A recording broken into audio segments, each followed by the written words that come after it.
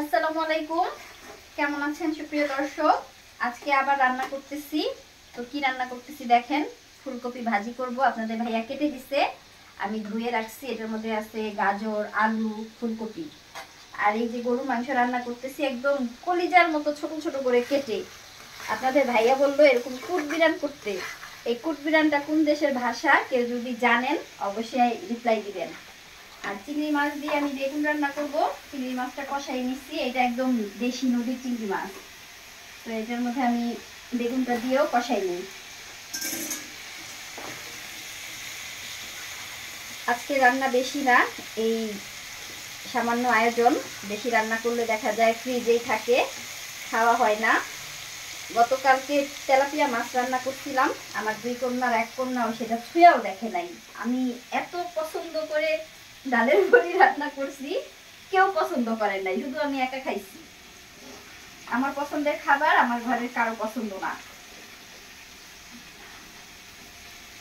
আজকে সবার পছন্দের রান্না করতেছি, সমস্যা নাই। বেগুন তরকারিটা হয়ে গেছে। এটা একদম শুকনো শুকনো একটা তরকারি, এটার মধ্যে কোনো ঝোল নাই।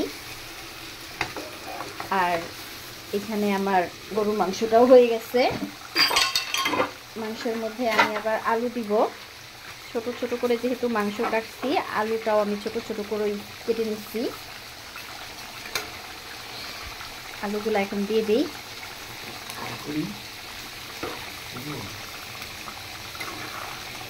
আলু ছাড়া মাংস রান্না করলে আমার কন্যারা আবার খেতে পারে না, যদিও আপনাদের ভাইয়ার আবার খুব একটা পছন্দ না আলু। মাংসের আলুটা আমিও পছন্দ করি।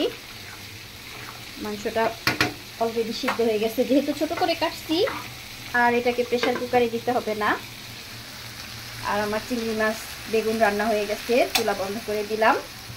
এখানে আমি ভাতের চাল ধুয়ে রাখছি, এখন ভাত বসাবো আর ফুলকপি ভাজি করব।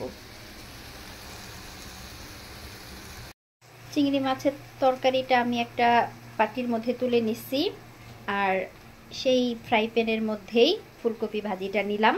এখানে আমি ভাজি করব। এদিকে আমার গরুর মাংসটা হয়ে গেছে, আলু সিদ্ধ হয়ে গেছে, এটাকে আমি নামাই নিব। আর অলরেডি অন্য চুলায় ভাত বসাইছি। তো এই ছিল আমার আজকের হালকা পাতলা কিছু আয়োজন। কেমন লাগলো অবশ্যই কমেন্ট করে জানাবেন। আজ এখানেই বিদায় নিচ্ছি, সবাই ভালো থাকবেন। আল্লাহ হাফেজ।